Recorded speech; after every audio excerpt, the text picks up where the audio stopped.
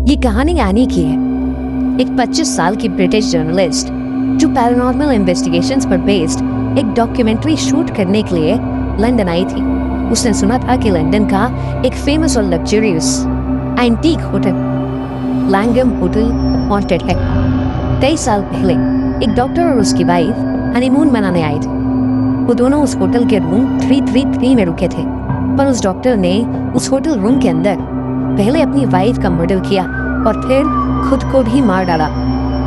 कहते हैं कि तब से रूम 333 में उस डॉक्टर की आत्मा भटकती है। लेकिन एनी की सोच लॉजिकल और एविडेंस बेस्ड थी। उसने अपने करियर में कई बार ऐसे केसेस इन्वेस्टिगेट किए थे जहां उसने कई झूठी और फेक हॉन्टेड लोकेशंस का सच दुनिया के सामने रखा था। उसने सोचा कि वो रूम 333 के इस राज का पता खुद लगाएगी। उसका प्लान था कि वो वहां एक रात गुजारेगी और फिर बाकी केसेस की तरह आगे बढ़ जाएगी। लेकिन उसे नहीं पता था कि ये उसकी जिंदगी का सबसे खौफनाक एक्सपीरियंस होने वाला है।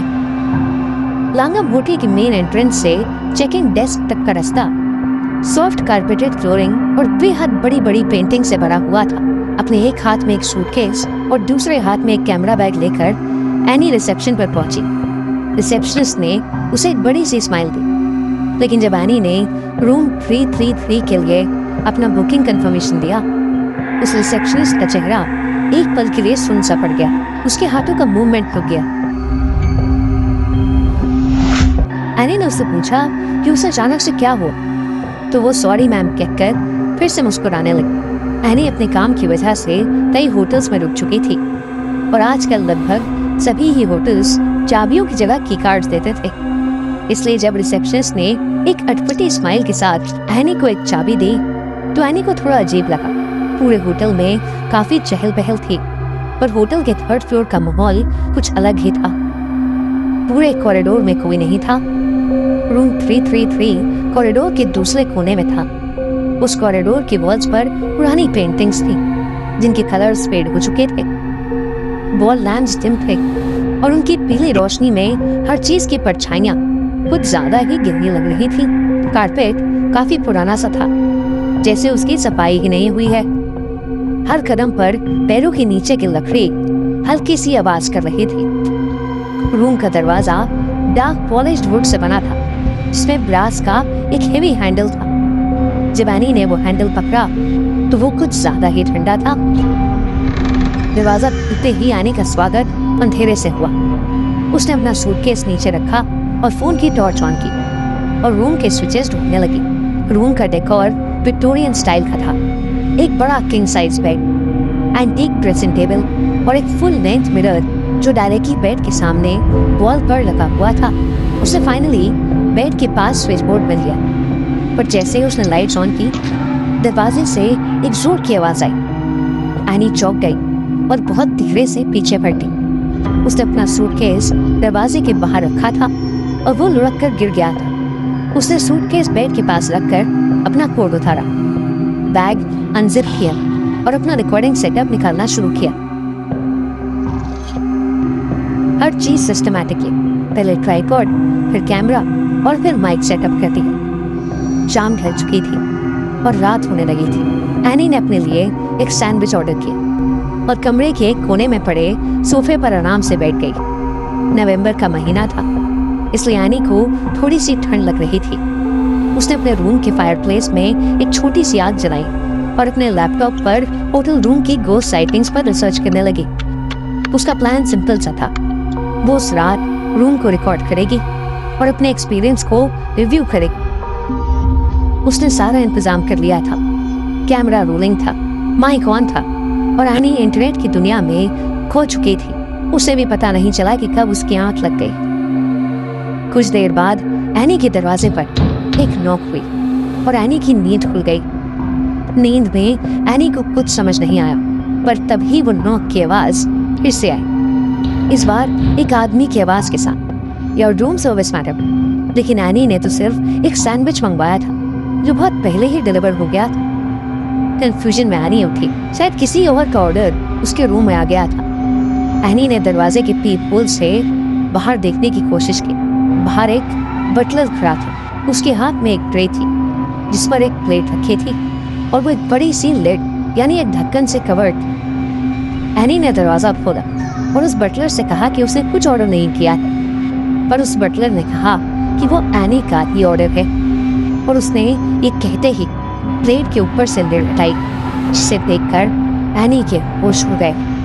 उस ट्रे के ऊपर एक प्लेट थी और उस प्लेट पर एनी का कटा हुआ सर रखा हुआ था। वो देखकर एनी की चीख निकल गई और पल भर के लिए उसकी आंखें बंद हो गईं।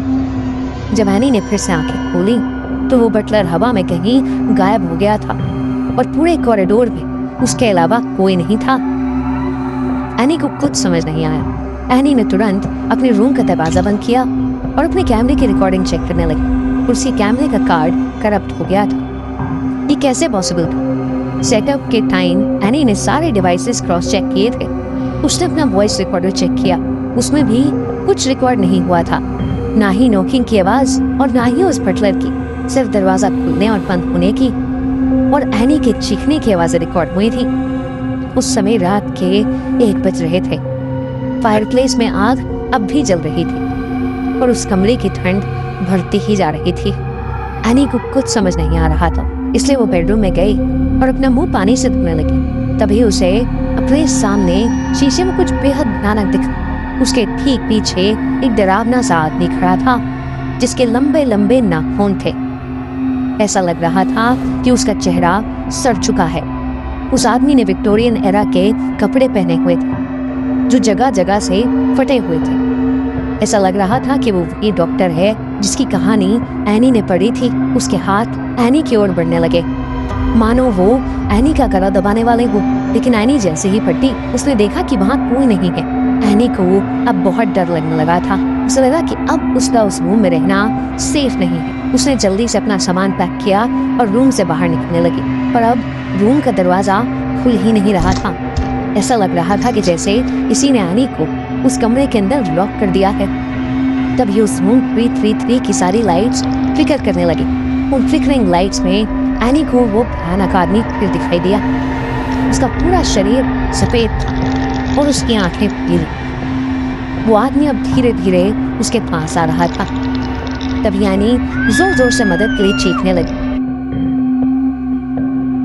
चीखों की आवाजें सुनकर होटल के 2-3 स्टाफ मेंबर्स एनी के रूम में आ गए। उन्होंने जो देखा उसे देखकर उसकी रूह कांप गई। एनी बाथरूम के शीशे में अपना सर मार रही थी और जोरों से चिल्ला रही थी। शीशा लगभग पूरी तरह टूट चुका था और एनी के चेहरे में घुसा हुआ था। उस रूम में एनी के अलावा कोई नहीं था। उन्होंने किसी तरह एनी को शीशे से पीछे खींचा।